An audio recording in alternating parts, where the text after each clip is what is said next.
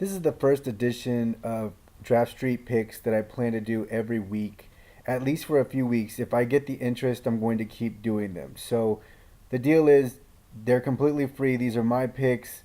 The way I get anything out of it is if you follow me at RotoMoney, or if you tell people about the Draftstreet promo code, salary cap. Obviously, I'd love for you to sign up under me, and you will get the 100% deposit bonus on your bankroll. But anyway, these are the Draft Street picks, and I'm going to do these every week. So let's start off with this week. The first guy is Mike Vick. He's at Washington, $11,258. A good value. He's very likely to exceed that. A lot of people overlooking Vick because the stats weren't great last season. On top of that, he was injured, so he's overlooked. He's a good value.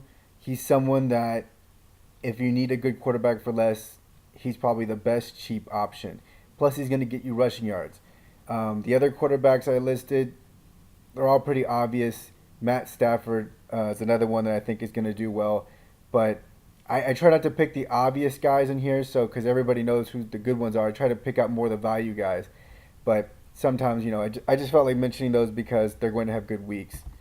Rob Gronkowski, if he plays, I really like him. He's a little bit of a risk, so maybe you don't play him in double up leagues. Maybe you play him in a tournament league. But at 11,000, if he plays, which he's practicing right now in full pads, I like him as a play. There's only so much competition in New England, and they like to look for him. Other tight ends, Jordan Cameron, he's going to get overlooked. He's a pretty decent value. Browns at Miami, nobody really cares about that game.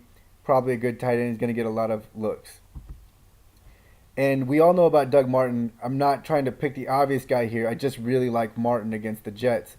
The Bucks are going to probably run the Jets to death, and I think the Bucks are going to they're just going to score a lot of points on him, and I think they're going to keep him at bay, and then they're going to use the muscle hamster to run the clock out. So I really, really like Doug Martin. And then other running backs you've got to consider. I think this is the week of the running back.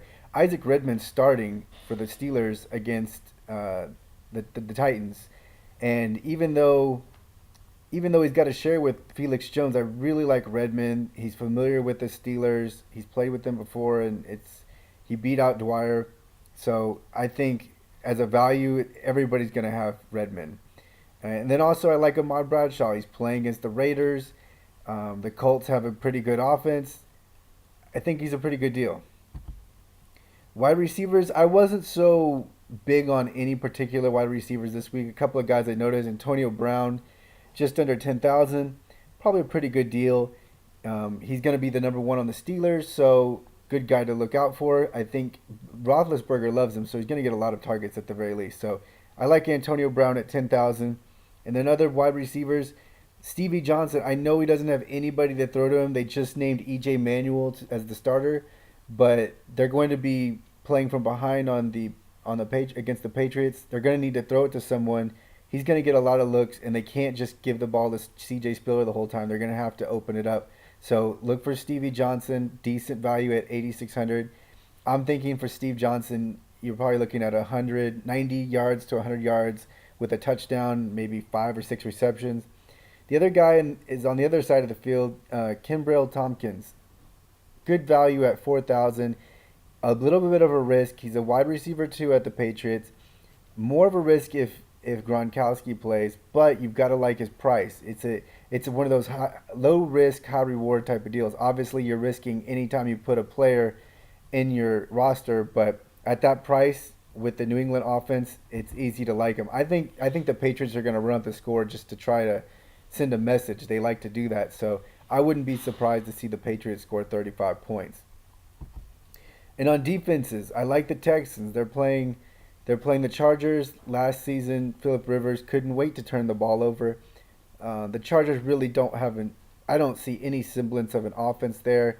Ryan Matthews is a fumble machine. I think the Texans are probably going to have a field day.